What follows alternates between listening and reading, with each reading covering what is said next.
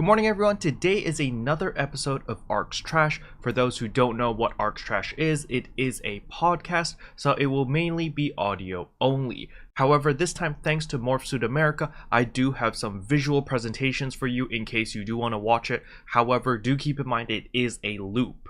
So, don't be too concerned or think you're going crazy if you're watching the video for like the 1 hour mark and you're like, I've been seeing the same thing over and over. It's definitely deja vu, okay? So don't worry about it. Enjoy the podcast. We do talk about Guardian Soul. We do talk about affixing. We do talk about augmenting and the whole Shazam. It's going to be a great podcast. It's a little bit long, but it is worth it. But before we jump into it, if you're new to the channel, I upload PSO2 content daily. So if you do play this game, I'd really appreciate a subscribe as it really helps out the channel.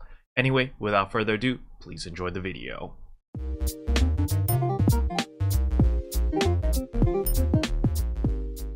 Welcome everyone to the 7th episode of Arks Trash. Today with me I have Morphsuit America. Morphsuit America, could you please introduce yourself? Hello, my name is Morphsuit America. I play on the Japanese PSO2, but I've been playing a bit on the global side. Everyone kind of knows me as that affixer guy. But yeah, not only that, I tend to do a bit of entertainment on the side, but mostly it's been on, PSO2, Fantasy Star Online 2. So Morph, did you start with PSO2? Like, was your whole channel's history always about PSO2, or did you cover other games before that? I covered a couple other games here and there. Let's just say that I tried to do a good chunk of Fantasy Star Online 2 stuff way back then. I think I started somewhere around 2016 when it comes to video upload. I didn't have the best computer when it comes to uploading and doing a bunch of fancy edit. But yeah, I've tried to do a good chunk of it. Then my laptop that I was using at the time wasn't able to render these videos and record or even play PSO2, so I had to abandon it. And then I went to some other games here and there and did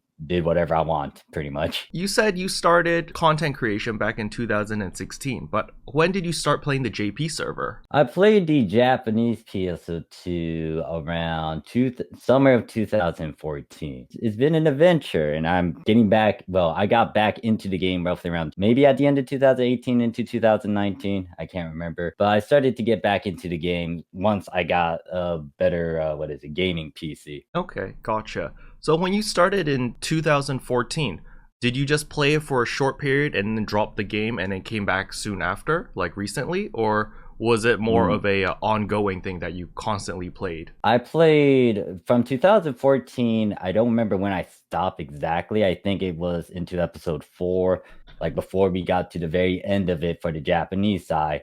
That's how long I've been playing. I was active throughout those years, and it's a huge change from what I've seen back then and then now. Mm-hmm. And was the reason that you dropped the game because of like hardware issues, like with your computer, or is it something to do with the game itself? Hardware issues. Okay, gotcha. It was more on hardware issue because I didn't have the best laptop. It was just like, a basic laptop, and I decided to try to play games on it. And then PS2 just got bigger and bigger, and it was like, yeah, nope. And it died on me. I was like, all right, okay, goodbye, toaster laptop. Yeah. Goodbye, PSO2. Mm-hmm. I did try to play PSO2, the Japanese PSO2 on the PS4. However, I had so many things in my inventory and it bugged me because I couldn't read Japanese. I knew how to navigate through the game because once you play an X amount of years, it's like, okay, this button does this. But when I have so many fodder pieces and augmented abilities and stuff, and you can't read Japanese and there's so much you have to do, it's like, I don't want to organize this if I can't read it. Yep, understandable. When you started playing PSO2, were there any content creators back then that covered this game, like, or shared information about the game at all? In terms of sharing, that will vary because there's so many people that were trying to do things, but then they didn't really push on through. For example, Azalera? Yeah, I saw his content, and back then it wasn't a lot of tutorial guides. It's more of like game music videos where he does a bunch of boss rushes on PSO2, and he does it in a very fancy and nice way, which caught my attention because it was like, oh shoot, this is like a game music video. And I watch a couple game music videos, anime music videos, AMVs. But when it comes to like an actual content creator that was pumping out a lot of stuff in the past, I didn't see as many. And then I did, when I left PSO2 for that time,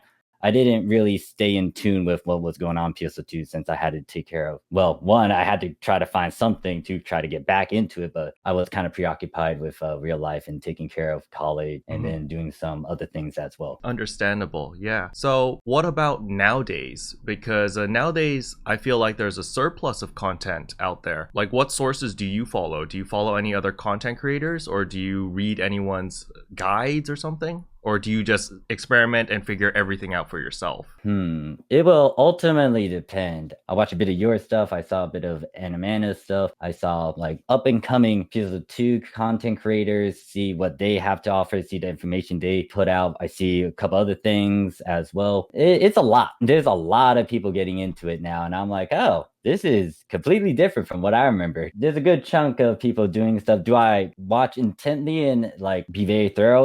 It depends. Because the thing is, I still play the game blind in a sense. Like I don't try to look up a bunch of stuff. I like to learn from the game itself or find people in the game to actually learn. For example, the one thing that I like doing is finding someone in game that's really good at what they're doing. They can show it as well and they can prove it. And then I would bother them, see if they have the time to try to teach me and show me all the ins and outs. There's a lot of learning and teaching moments from that alone. So, since you play on the JP server, I'm sure language barrier must be quite a big deal, because from what I understand, you can't read Japanese. So, if you were to find these well-established people that know how to do augmenting or fixing or, whatever you want to learn, how do you talk to them? How do you communicate with them? A number of ways to do that. The big one that I kind of do is find someone that can communicate in Japanese, or there's a friend of mine that might give me the information they learned and just pass it down to me. For example, my old affixing master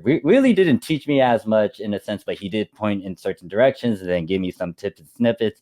He pretty much got information from the Japanese players because he knew how to write and read Japanese. He just taught me some of the information, then I kind of build up on that. The other things is like sometimes I can't communicate with them, but we try to communicate. So there were a couple of Japanese players I remembered back then. I kind of spoke a bit of Japanese. Now you got to be super careful because Google Translate is not your best friend with that. Yep. But if you use like basic phrases, they will get you, and then they would try to do the same with me. Or alternatively, I would use a lot of lobby actions and indirectly talk to them. And I kind of use this sort of experience to also do it in real life as well, because I used to work as a security officer and I worked with foreign exchange students. Sometimes they don't know what you're saying, but I would try to get them to understand by doing body language or trying to point at things and try to get them to give me the information I need. While we're building off that, what is your most memorable moment, though? Since you've had like quite the history of playing the JP server. Oh, there's so many things I can point out, but let me talk about the one that actually influenced me into making videos and getting into not only just YouTube, but also just changing some of the things that I was stuck with. Like I wasn't the best guy like most of the time when I play MMORPG games, I tend to go solo. I don't interact as much, but because of a certain block now, obviously, just to make sure, you know about like ship 2 in block 20, right? I don't actually. I've never played on the JP server, so could you fill me in on that? Okay. So let's just say like people brought up this block again, like over the years. There's like B20, then B1, and then B7. And I would say B1 and B7 weren't as bad compared to B20. B20 days were really bad to the point where they got players to leave and they would say a lot of things that, you wouldn't like. So B20 had a very, very, very notorious reputation. And let's just say that as a new player, I didn't know any better. And I kind of went over there, saw what was going on. And I kind of got discouraged because of that block. And I was about to quit and leave the game because of that block. However, there was a different block that I accidentally stumbled upon to, which is B6. Now, B6 is like, it was a very unique block, and it was only there for a certain period. I think it was there during episode 1 and 2. But the thing about this particular block was that, one, it was super friendly. So if you didn't know much about the game, anyone that block could lend you a helping hand. If you needed to do certain quests, there would be people who would do that. And not only that, if you wanted to relax and talk without having to see, some of the stuff that B20 did, B6 was the tamer and nice version of it. And the thing is that that block made me stay in the game, and it opened up a lot of things that I didn't really think on, or it allowed me to be a bit more open and help more people and just learn from the community itself or from those individuals. And the thing about B6 as well, it was actually a mix of both Westerners, English speaking players, and then the Japanese side as well. Because of that, you got inspired to make YouTube videos to help other people? Is that it? Yes. So, when you got inspired to make YouTube videos, what gravitated you towards affixing specifically? I never thought I was gonna go deep into it. It just happens like when I was looking at videos, there weren't a lot of videos talking about it. And the way some of my pals explained, especially in that block, even though I love most of them, it's like when they tried to explain some technical things, they weren't well versed in it. And I bumped into someone who kind of showed me their storage and what they had. So back then, getting a billion Meseta was a big deal because you couldn't really get to that giant number normally. You had to do a lot of things. And someone just showed it to me, and I was curious to like, how did you get a billion? And they were like, oh yeah, I gamble, I do augments and affixes. And then that kind of piqued my interest, and I said, what do you do exactly? He tried to explain it, but sometimes when you try to talk it out and stuff and don't show it, it doesn't work well. So he pretty much saw that I wasn't getting anywhere with our conversations, and he decided to point towards a fixed simulator.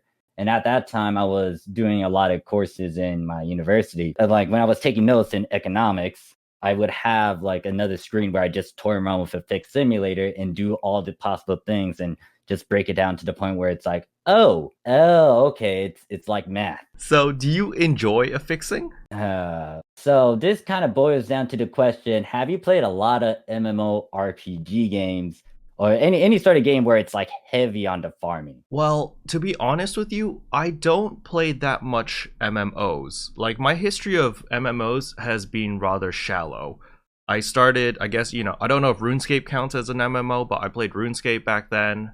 And then that can be. And then I played World of Warcraft, the original one, so level cap was 60. I forgot, like I quit after Burning Crusade came out. And then I didn't play any MMOs until Blade and Soul. So my channel originated from Blade and Soul, so I played a lot of that. And Blade and Soul is a grindy game per se, like the time investment for gear, yes, but it's not as old school as PSO2, at least in the terms of affixing. Because with the gear in Blade and Soul, it's like, oh, you're going to spam this dungeon, it has a 2% drop rate, and you're going to spam it until it drops. And that's it. And once you get the piece of gear, you're done. You upgrade it to max level and you're good to go. There's no, oh, you need to min-max XYZ stat by doing, some other special task. Gotcha. So some of the games that I played personally, like it could range from MMORPGs to like gacha games, some other stuff. But some of the games that I played, the one thing that kind of irks me the most is when there's RNG to get the weapon. So you get the weapon you want. But then there's going to be another RNG row to get the specific stats you want. And that bothers me because you're putting RNG on top of RNG. So if you don't have the right or ideal stats you would want, you have no control over it. And if it took you like 3 hours to farm for a particular item, most likely it's going to take you a while again, unless RNG is on your side, to try to farm that again and get the right stats. Hopefully. So when it comes to augments and affixes, this is why I kind of have a bit of a liking towards it, because I have control over what I can get. Okay, I get it. But just to play devil's advocate here, don't you think PSO2 right now, the vanilla version, don't you feel it's kind of bound to affixes and augments? For example, like the Atlas EX weapon. So a lot of people use the Atlas EX weapon because it supports S1 to S4 and it's very flexible, while a lot of people shy away from certain other weapons such as the still weapons or maybe even like the light stream weapons because they don't support as many S-grade augments. Don't you think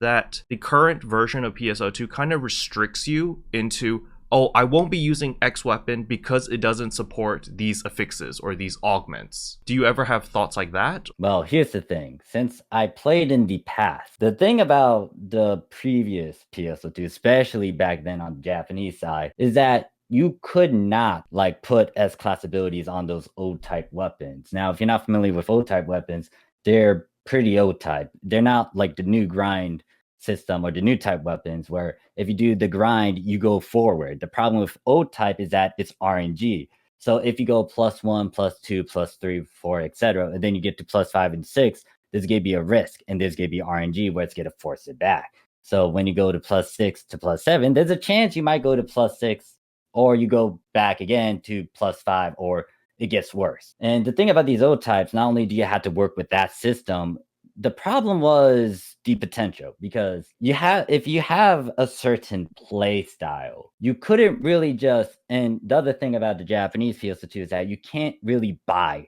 stuff. It was locked behind certain things. So if you wanted to try to get the top rarity back in episode 2, let's say you want a 10-star, 11-star weapon, you actually had to have a pass, and you had to be premium. So if you were free to play, you can't really just buy it. You had to farm for it. And a lot of things, especially if you have a certain playstyle, you really want this certain weapon. Let's say this weapon can give you a certain percent if you use a certain photon art. The thing is, if you really want that weapon, you got to farm for it. You got to go and find it. So they adding this S-class ability feature on weapons is 10 times better than what we had to deal with in the past, because you are allowed to get certain potentials. Now, obviously, not all of these weapons have various potentials, but if most of these weapons have a lot of these slots, they're gonna be broken. Are you familiar with the what is it, the Light Weaver? Yeah, that's the end game cross weapon, right? Mm-hmm. Yeah. That thing has 5 S-class abilities. Mm-hmm. If you play your cards right, that thing, just by the S-class abilities by themselves, can be really strong, because that is attuned to whatever you're doing. Are you familiar with the damage percent formula? The red petal gleam Oh flash yeah, yeah, stuff yeah. The along petal with, gleams, yeah, the yeah. ones that they So work off each other. Mm-hmm. if you got those, and depending on what the weapon type is, so if you get the S1, S2, S3, that gives you a bunch of damage percents. Then you get the S5, that can give you a bit more damage percent as well. Then you choose whatever S4 build. Well, did I say that right? Yeah, yeah, S5 yeah. ability, I can give percent damage to them, whatever S4. You already got like a huge percent number compared to like regular stats. Mm-hmm. So I never really, it might be different because like Lobo got introduced to it and it's kind of new on your end. But if someone was playing actively on the Japanese side and they played throughout all these years, they wouldn't really complain much about these S class abilities, because once again, this allows you to add so much flair to your weapons. You just need to know what you are going for exactly. There are some weapon types that don't have all of it, but once again, if they do have all of it, guess what? It's going to be broken. So the reason why I brought this up was because when we looked at the affixing in New Genesis, it seemed quite different compared to regular PSO2. Like how we're very restricted right now in regular PSO2, in New Genesis it's very free flow. There is no weapons that are locked with certain S grade augment slots or anything, at least from what we saw from the closed beta. And that was more of the reason why I brought up the topic of saying that, hey, I think Sega's moving towards a more free flow of customize your weapon or customize your units as you see fit, so that your gear can complement your playstyle. That's kind of the direction I'm going at. But do you think Sega is actually doing this, or do you think it's more of a New Genesis Closed Beta 1 is just early stuff, so we're not going to see any of those more endgame or more complicated gear? Just heads up, I haven't really looked deep into a lot of the stuff that's in NGS, but I did decide to peek a bit into the affix system and all that, or what I got in terms of some stuff. Mm-hmm. Now, here's the thing: when it comes to their method, it's kind of similar to what we're still doing. We're still farming. That's the thing. You are still farming for these augments and abilities. You just need to know how it is done and all that. They might do something, because once again, this is still beta phase. They might be able to expand a bit more on it. They might add more to it. There's gonna be some twists and turns. So there's a lot of unknown variables with it. But the thing that I got though from reading it and looking at what we do on our end on PSO2, you're still farming. You're farming for these certain things that then will help you go for certain things. Now you get a bump into RNG, random number generator, because that is something that you will most likely bump into in a lot of games. Just because it has a drop system, a loot system to do this, and this. But it's already given, and this is after playing years of PSO2.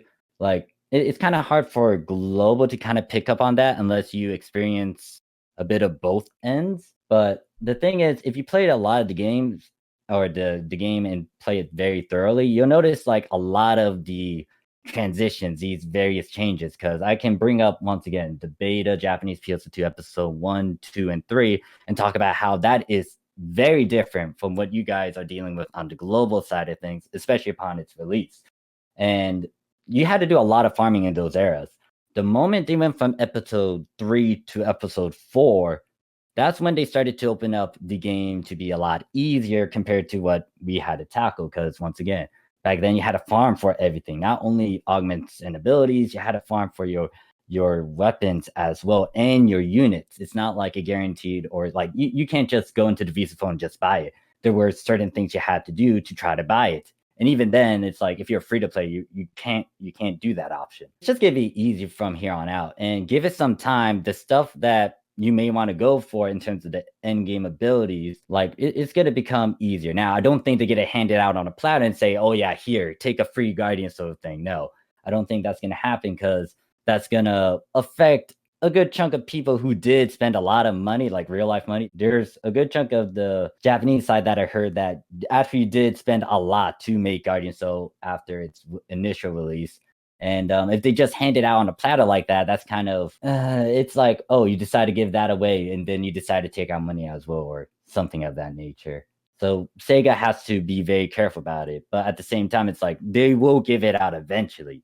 If you play the weighty game, there's a huge plus side to that. But yeah, the game is kind of going into that not as heavy, not as grind heavy like it was back then. Mm-hmm. It's actually very interesting that you pointed out the mentality of players, because on the global server, at least, from the people that I've talked to, it's actually the opposite. So Sega, at least on the global server, has been very generous. You know, we're getting units, weapons, we get a lot of stuff for free through campaigns, where it's just like, oh, you literally just run like 5 recommended quests and here you go, Atlas EX, Trailblazer, whatever, you get it. And so what I expected was a lot of people were going to be very salty, especially the people who spent a lot of time making their Rivalate weapons, or I guess Liberate on JP, because, you know, that weapon was quite expensive and quite a pain in the butt to farm for, especially with the resources we had. We had to farm mining base for the ultimate boosters, and mining bases, at least for me, I don't like mining base very much. And farming that over and over just for the ultimate boosters, just to make your Rivalate, only to find out like a week later or 2 weeks later that everyone else gets it for free. You know, I was expecting people to be salty, like what you said about the players in on the JP server, but it was very weird to hear other people going like, well, now I got 2 Rivalate weapons. I ain't complaining. I can put that on my other character now. Or I can change that to, you know, my off-class weapon. And it was just really weird for me to hear that, because I was so used to hearing everyone being like, god dang it, you slackers, you get everything for free, blah, blah, blah. I thought that the JP server might have shared the same positive mentality as some of these global players. Well, here's the thing. Since we're talking about what was it? The recent one that we got? Okay, with the Atlas EX and Revelated stuff. Mm-hmm. There's a lot of differences that I can point out, especially since I was active around the time Japan also got it as well. Mm-hmm. And the big thing is, especially with what like just global PSO2 goal is, because if you saw that advertisement way back then, you remember the one that was in the E3, I think, where they said, oh yeah, we're going to try to play catch up with Japan. Mm-hmm. They did deliver, because guess what? Around that time, when I saw that, it was episode 6 over on the Japanese side. And then they announced that, guess what? They said a go. Because of that, I got to give props to the global side, because they literally went through almost a good 8 years of PSO2 on an 8 times speed and got you guys almost up to date with what PSO2 is. Mhm. And there's a lot of differences in mentality, aspects and perspectives and stuff. The Japanese side didn't really, I would say, like we kind of let go, because during some of these free events that they gave away, there was ample amount of time for people to just get detached from it. So for example, the event that you talked about, a lot of people around that time were actually working and getting the Puros and Still weapon series. They kind of move away from the Riverblade, Atlas EX, and the Lightstream. Mhm. Now, it's nice to get it, but there's another difference with how Japan executed it and how Global did it.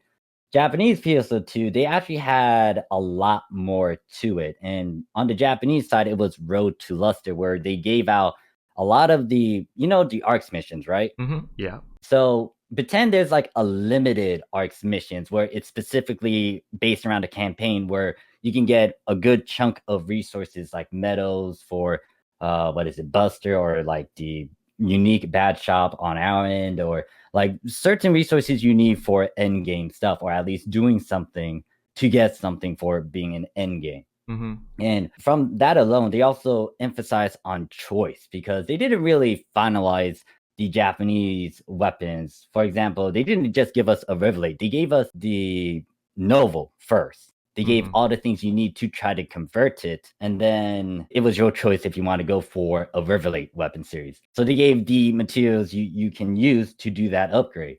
On the global side, you guys just got the finalized version of it. Yeah, we So just got the there's gunblade versions. So and they gave us the materials to weapon swap to whatever weapon we wanted. Yeah, so there's a lot of differences. And once again, Japan wasn't really salty about that as much. It's more like they already let go. The problem Mhm. with Global is that they're on that 8 times speed, because once again, way back then in the E3 trailers, they said we're gonna make sure that we're up to date. And like you mentioned how like some people were okay with it, but I kind of talked to some individuals on the global side and hear them out, and they said they were kind of mad about it, because some people actually work towards that. And I don't know if they released an announcement like a week or two before they decided to toss out these free things. Did they on the global side? It was no, it was more. It was quite unexpected. It kind of like 3 or 4 days before like the patch hit in, and then it was just like, yeah, here's the patch notes, and it kind of all hit us unexpectedly. So it's like I don't know if people had the time to, let go of the weapon series and stuff. And that's I don't know. I don't know what to say about the mentality, because I don't, there's some players that are kind of irked about that, because they worked for a good chunk of months to try to farm it up, and then boom, there's a free weapon. Now obviously it's a free weapon, should be thankful for it, but some people actually put work into trying to get that, and they didn't know about it. And the big thing is, when it comes to you playing a game, even though it's for fun and all that, you're eating up time. And time is precious, because you're not going to live for a long time. Okay, where are you going with Uh, this? it, it, yeah, it kind of goes a bit deep to things, but yeah, pretty much it's just that, if you eat up someone's time, they could get mad about that, because it's like, why didn't you tell us this like maybe a couple weeks before or something? Hmm. I cannot vouch this for everyone, because everyone has a different mentality mindset to playing a video game. And Let's talk more about you though. So, what is your all right, mentality when approaching PSO2? Because mainly talking about farming, because you seem to be very centric about farming. You seem to really enjoy the process. Is that correct? no. Really? I do Okay. it because it's a video game, and specifically it's an MMORPG. Mm-hmm. You know MMORPGs, or a good chunk of video games like gachas, or maybe some, I don't know, some casual video games. You might need to grind, you might need to farm, and sometimes it is a pain in the butt to do it. Like once again, I played in the past where you had to farm for everything. That wasn't fun. Did I have fun with it? Heck no. But guess what? I had a good chunk of people that farmed alongside me, and we all suffered together. But it's just that you have to make the most out of it. And when it comes to just farming in general, once again, it's a MMORPG. You got to do some of that, or in a good chunk of video games, farming so you can get levels, farming so you can get experience, farming so you can get this certain loot. It's gonna happen. So you gotta sometimes suck it up and just do it. And the reason why I do a lot of farming and why I advocate farming it's so you don't spend as much in augments and affixes. That's actually very interesting because from watching your videos, honestly, I thought you enjoyed the process of farming because of how much emphasis you put on farming. Like a lot of your videos, you're like, hey, you're gonna need to farm this, it's gonna suck, but you're gonna learn to enjoy it because it's gonna save you a lot of money in the long run. And like that's kind of Well, like the message or the mantra that I kind of got from your videos. And so it's very yeah, surprising to me to hear that you say you hate farming. So I'm just like, oh, that's interesting. once again, it's kind of like you get to have a love-hate relationship. And if you play a lot of video games, once again, you're gonna farm Mhm. regardless. So like I signed myself up for this. Yes, I quote unquote hate it, but at the same time, it's like, this is a video game. I'm doing this because I want to do it. And once again, the big reason why I stress that out in a lot of my augments of fixing videos is so if it appeals to you to someone, I'm not gonna try to force anyone to farm. That is on you because some people don't have time to farm.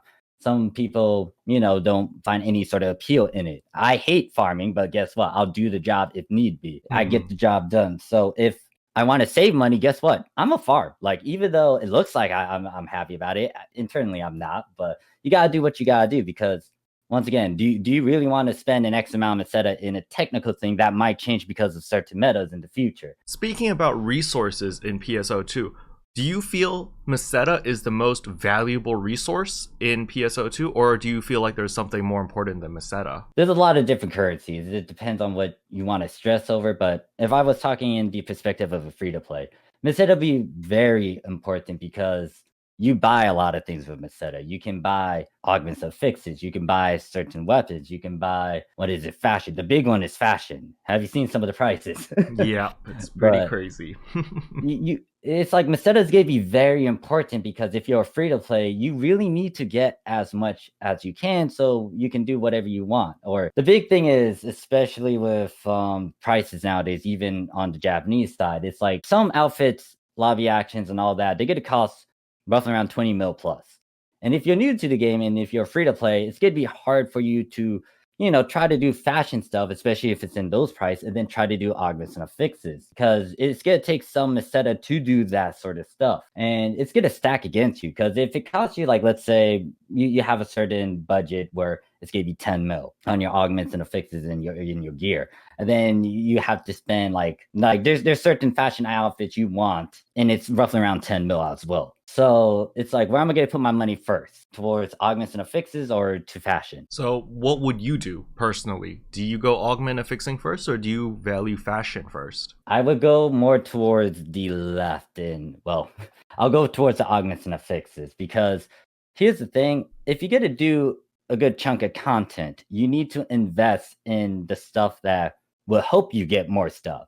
Because Hmm. when you hit the higher difficulties, you will need to farm those certain quest modes to get more income. Like you want to get more X cubes that you can trade in so you can get some fixed income. You would want to try to breeze through the Arks missions. You may want to try to farm a lot of the end game stuff to get a lot of these higher drops that you could sell. For example, let's say Skydance Boon, that was a popular SSA ability, S Hmm. class ability.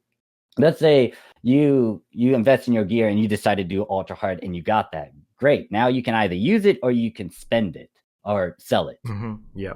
So, from my understanding, it's you would invest whatever money you have now into your gear so that you can make even more money in the future, right? Yes, you would want to do that, but that's not for everyone because some people might want to go towards the fashion side. I know personally for me, I would go towards the augments and affixes so I can do that. Hmm. But some people might go towards the fashion side because they want to look nice while playing the game, Hmm. or like do some lookbook stuff. So it ultimately falls down on that person's mentality. But I would say it would be nice to lean more towards the investing in your equipment so you can do a lot of high things and just sell those things. Speaking about gear, I feel like, at least for me, when I invest a lot of Meseta, a lot of resources into my gear, it's more of a sense of pride, of knowing that I can do XYZ content no matter what party I'm in. I take a lot of pride in knowing that, hey, I can do this content. Do you have the same sort of mentality on, like, you spend resources on your gear to become stronger because you want to feel that sense of pride? Well, it's not more on the on that technical side of like, I made this and I should be doing better. No. Mhm. Honestly, I do it because I have an affixer pride, because I actually, once again, I like augmenting and fixing, and I kind of push myself into weird challenges where I would try to go for all-rounded stuff or do certain builds that some people may not really go for. And Mhm. like when Astro Stove first came out on the what is it on the Japanese PSO2 in episode 3, I immediately went for that because it interests me, because I wanted to make it, because it seems like a challenge compared to some of the other things that I dealt with. So I did that, and it wasn't because like I wanted to make my ability, my units and weapons look good. Because here's the thing: even though you have good augments and abilities, you actually need a balance of things. It's not just that. You need skills, you need the equipment, you need these augments abilities, you need to have the right combination in terms of your build. There's a lot of factors that play into it. So there's a balance of all these things. But the big reason to why I did augments and affixes is because I just wanted to do it. Like the Guardian Soul one, for example, I definitely wanted to get that because it was like, oh, huh, that looks really hard. I'm gonna go tackle that. But Nice. it's like some people could say, yeah, they do augments and affixes because they want to be stronger and stuff. And I applaud them for doing that, especially if they can do it in a certain budget. And I give all these resources so they can dumb down that price. Because honestly, do you want to spend like what, 300 mil on a unit piece? Probably not. Yeah. So if you're able to cut it down to, let's say you want to get a bunch of all-rounder stuff, and you want to have like a Guardian. So if you play your cards right, you could save like a good chunk of that. You wouldn't need to spend 300 mil. 300 mil is like the price that I did for my first Guardian Soul piece. When it comes to the second one, it went down by half, so it's 150 mil. Then the last one was really low. It's like roughly around 50 mil, but that one took some time because I had to get all the pieces I need to make that and dumb it down even further. And if you are able to play your cards right, if you farm and if you do all these things, you'll be able to do that as well. And then guess what? You could spend the money on fashion stuff. Yeah, that's actually really interesting. I'm glad that you brought this up. So, your first piece, you said you cost 300 million. Was this because you bought a lot of stuff, or why did it cost so much? Yeah, it was because I actually had to buy it. Now, the big thing is when it comes to dealing with Guardian, so you know that thing is at a whopping 10%, right? Yep. And you really don't want to gamble with that, especially if you want to keep it. So Mm-hmm. you need to get 4 slot detects, and the only way to get 4 slot detects is through the recycle badge. Mm-hmm. That's the thing. Recycle badges I didn't really take account of, and that's how the price went up stupidly for me, because I had to buy those recycle badges. And I was like, oh, this hurts. Because Indeed. the price for the Japanese side was roughly around like 2 mil. And I think it jumped because it was at limited AC as well to 3 mil. So 3 times 10 is like 30 mil right there. And if I needed a couple more 4 slots, that can stack. So yeah, it hurt. Nice. And also I did it in the moment. Some of the pieces I didn't know about, like for example, the big one was absolute glare. I didn't know what sort of glare you needed. Mm-hmm. And you needed all of them. So I was like, oh, I didn't farm for certain ones. And the ones that I needed were also expensive. So it's like, okay, great. And then that's why I would put a certain budget in terms of me doing it. And once again, that was in the moment. I just wanted to do it. Mm-hmm. But after some time, it's like, okay, how can I reduce the cost for the second one? And that's how it got from 300 mil to 150 mil. Still cost me some, especially since I had to get some of those protects again.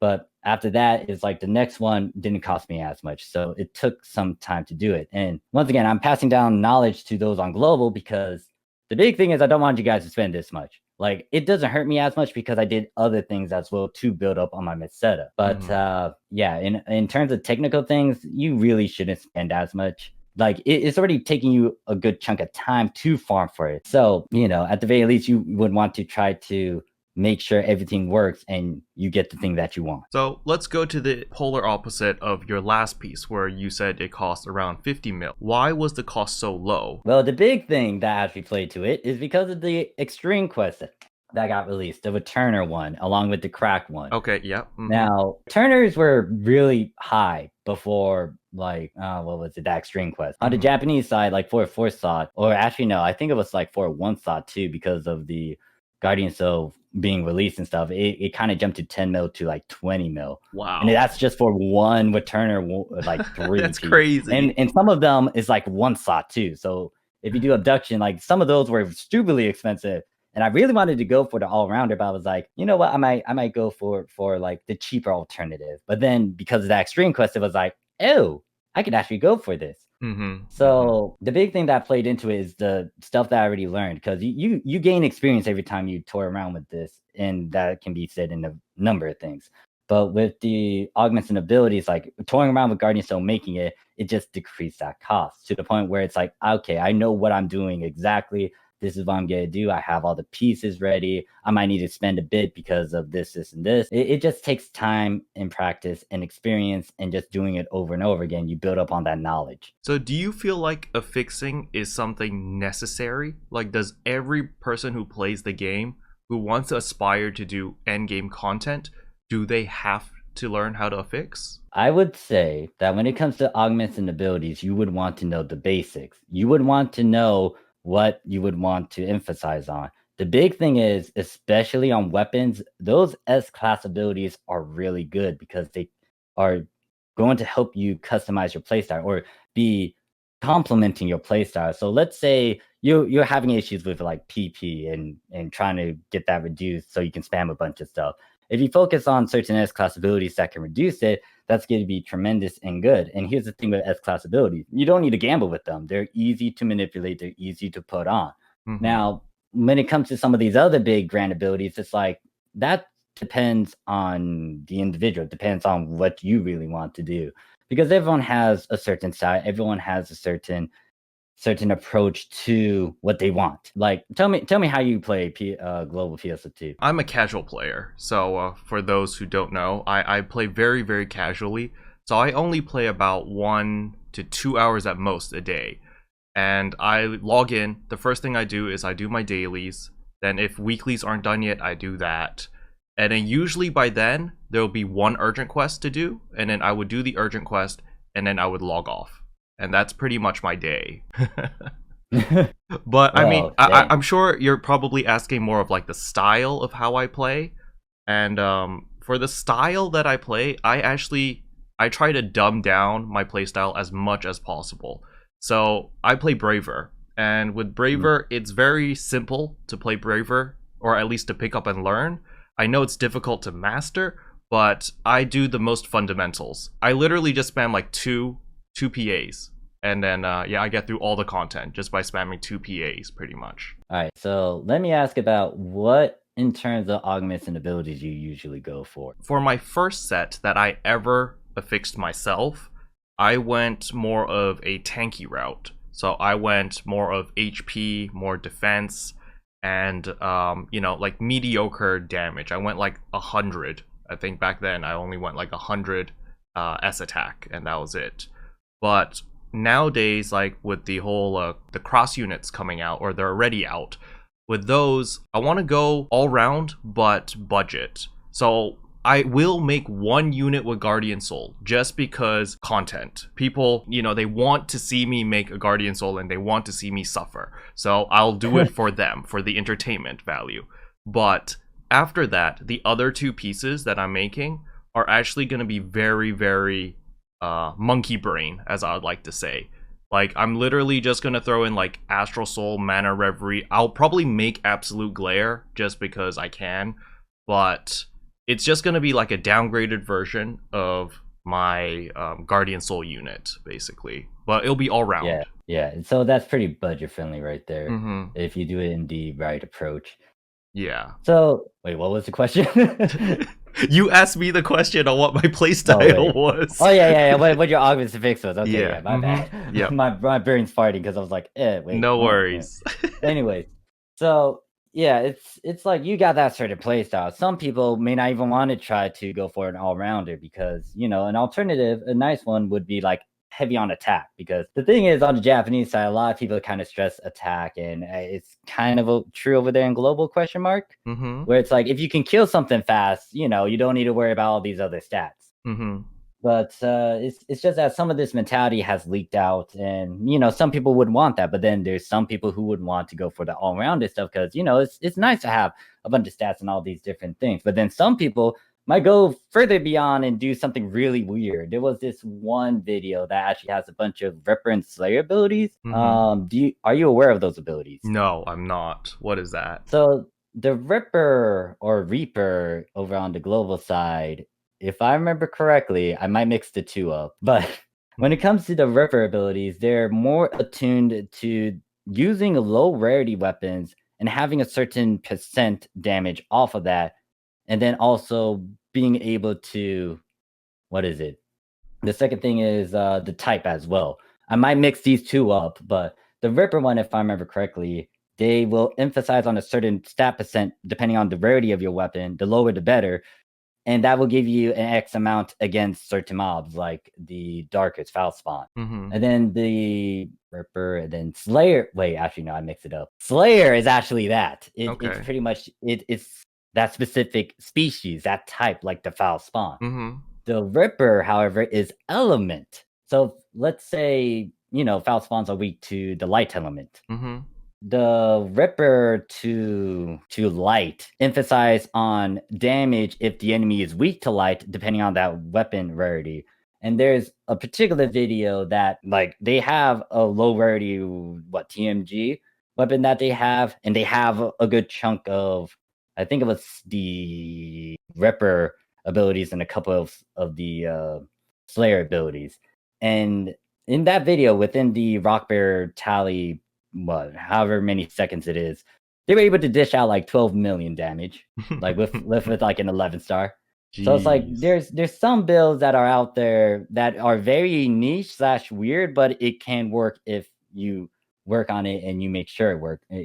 But it's a lot of experimentational things. And like I remember one guy, it's a silly pink rappy. Just imagine like a pink rappy. Like you would think it's harmless, but let's just say this individual had like this pink rappy suit, and this was them using a full tank damage build. Like they didn't just have HP; they emphasize on the resist stuff as well. So it's called Sovereign Ward over there in global in terms of the all resist stuff.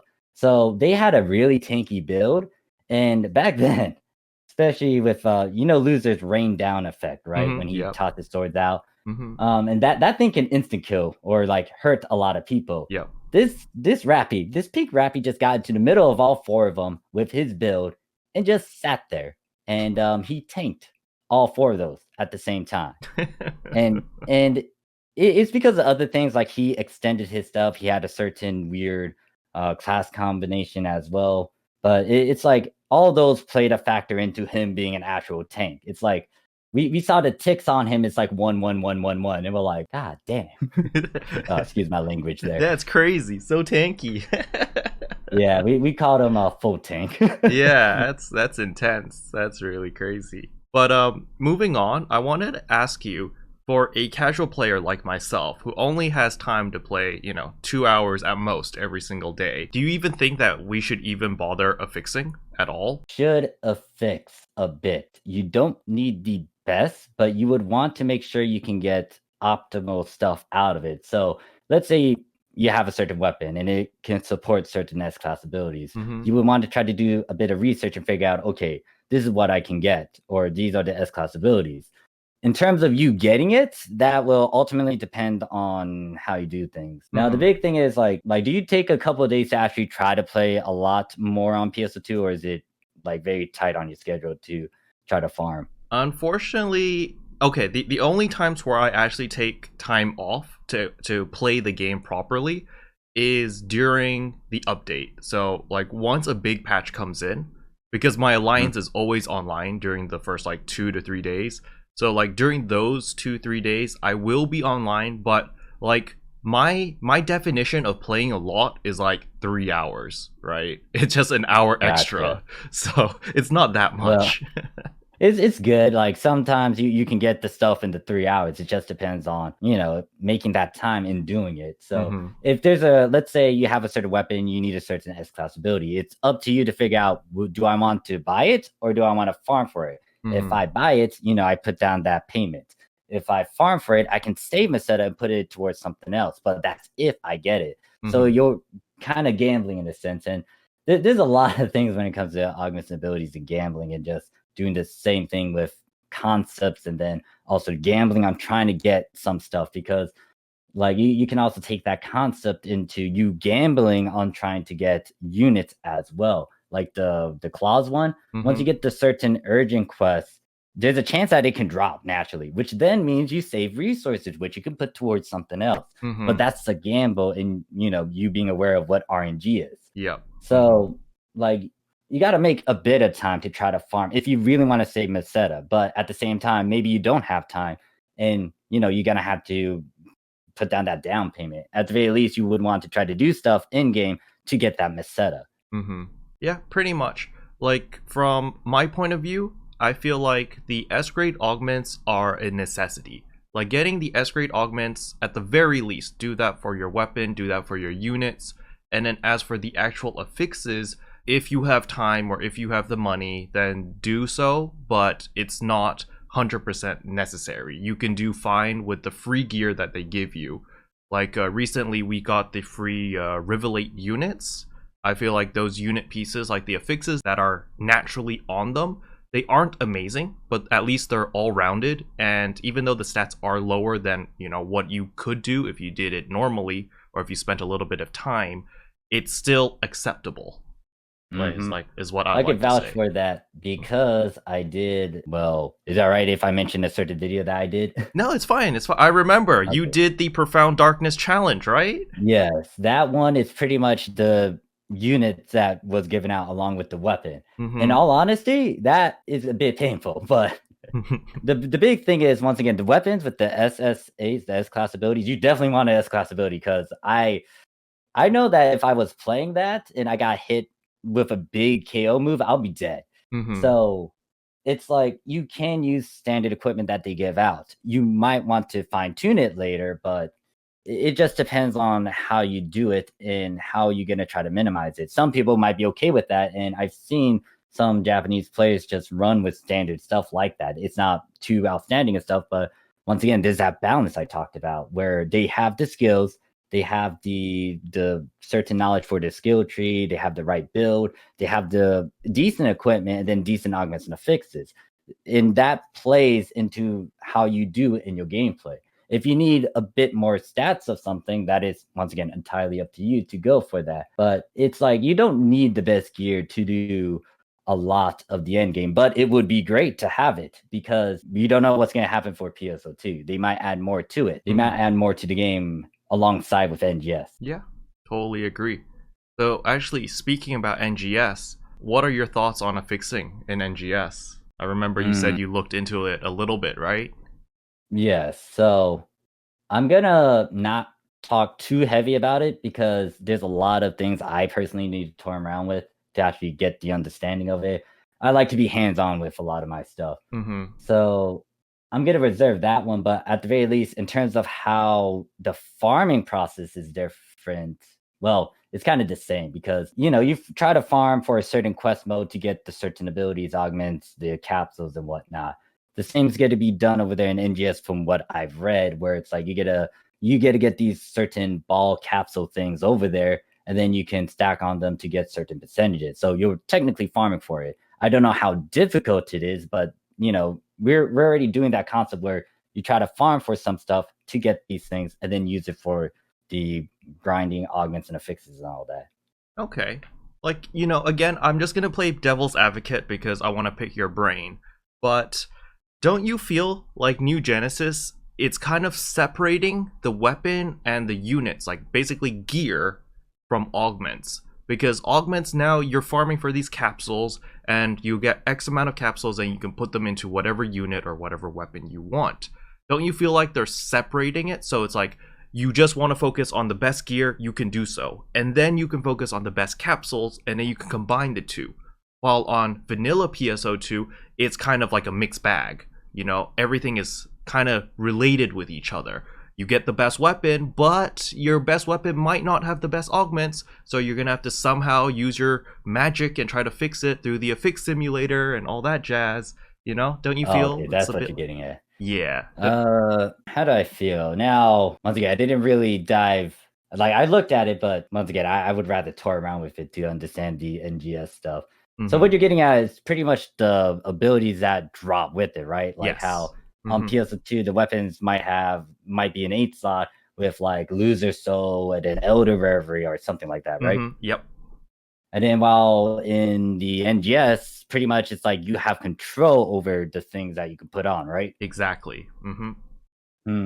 It's hard for me to yeah, once again, it's hard for me to talk about it because I didn't really look at all the other gameplays and how these drops are and what these drops can give specifically. It's like beta still, and it's too early for me to just try to say something about it. It's especially since I like dealing with stuff hands on.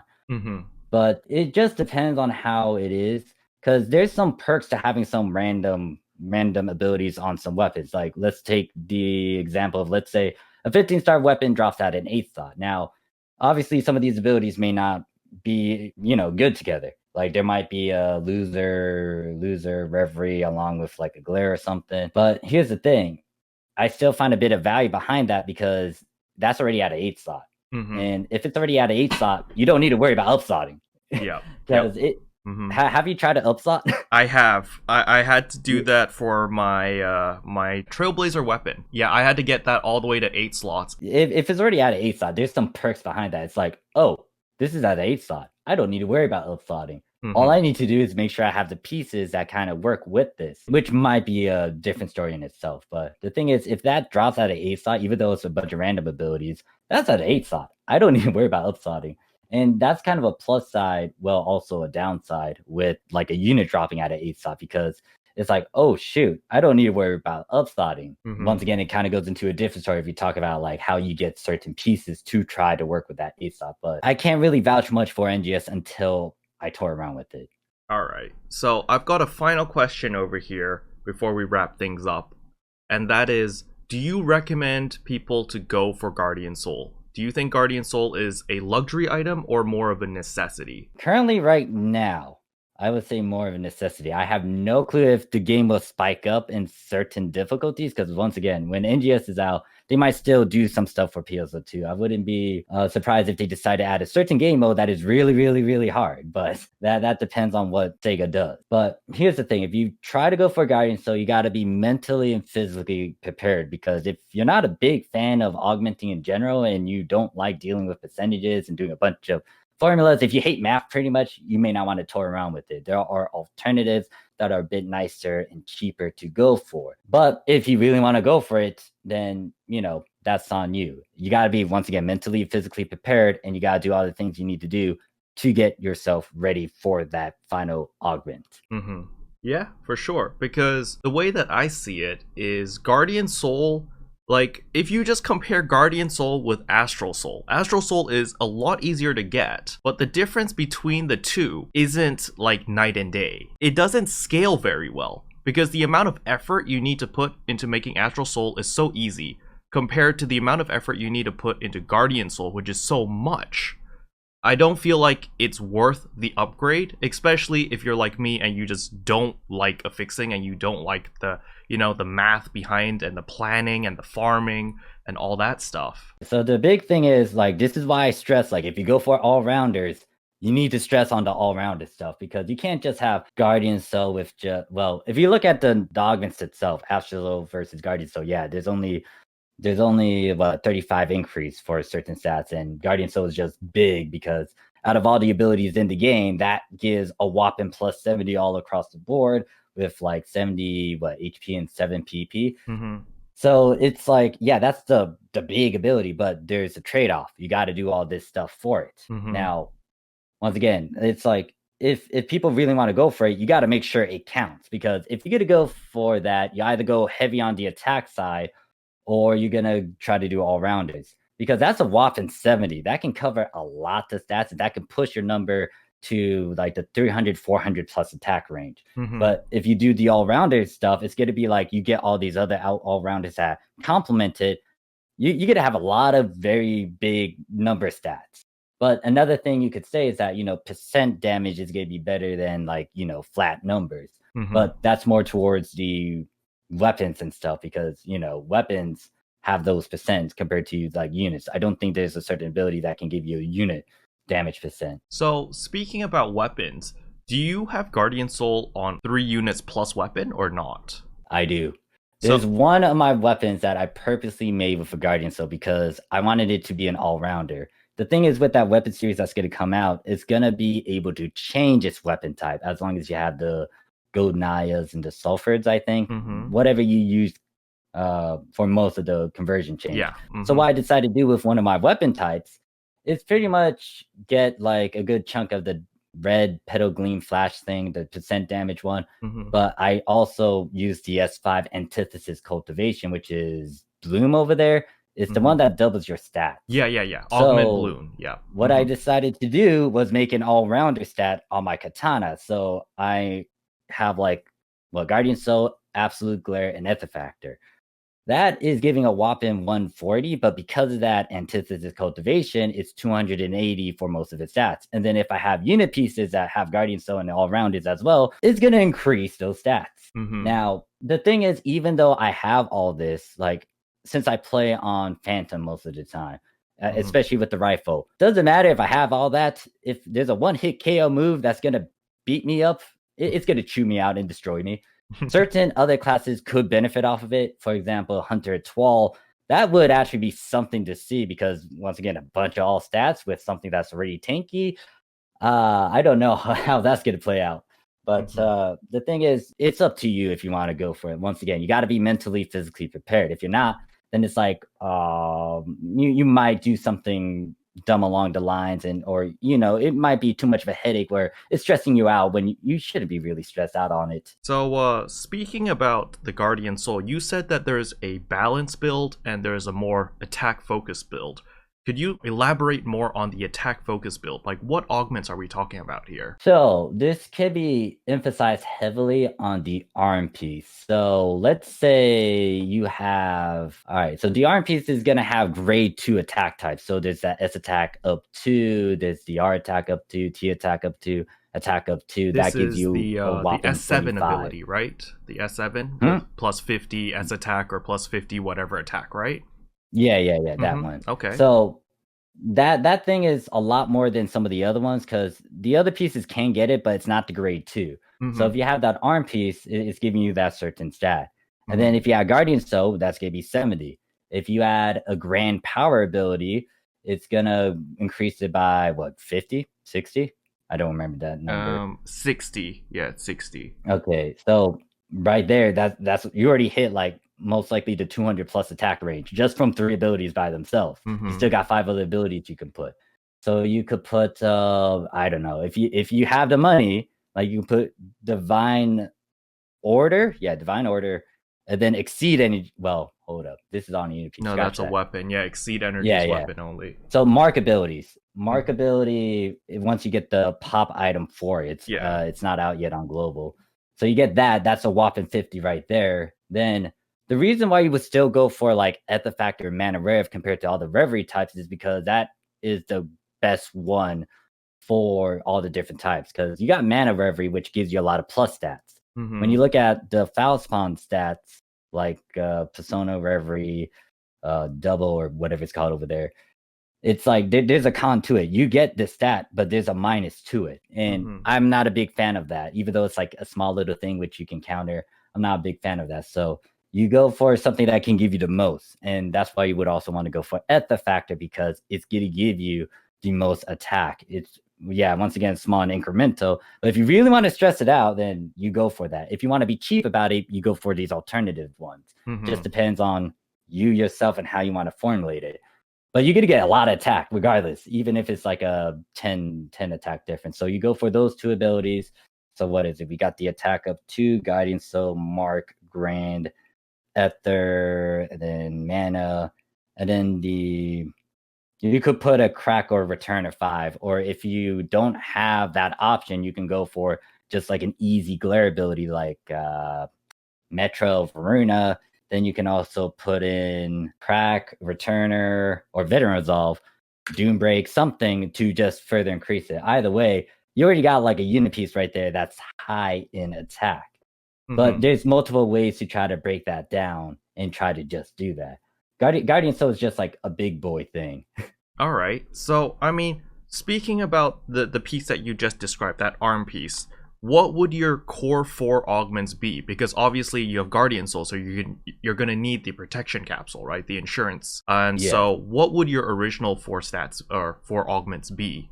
You'd have Guardian Soul, and then what else? Guardian Soul, and then just depends on the other 3, because you got the pop item or the support item for the Ether and the Mana Rev. So that's already taken care of, and you use that, what is it? With the special augment transfer to slowly build that up. Once you get a markability, if you're lucky with the RNG for the Start and Scratch, you use that as well. So that's 3 abilities out of the way. All you need to do is just work on the 4 slot thing. So you got Guardian Soul.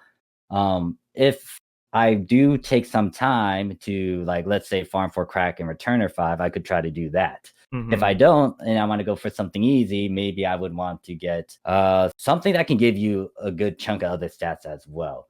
Like, you could go for maybe a glare type. It doesn't have to be absolute glare. You can go for Mitra, Varuna, Shiva. You can go for, what's the third one? Once again, it could be Crack Returner. Let's, for instance, just say the Veteran Resolve ability, because the Extreme Quest is farmable.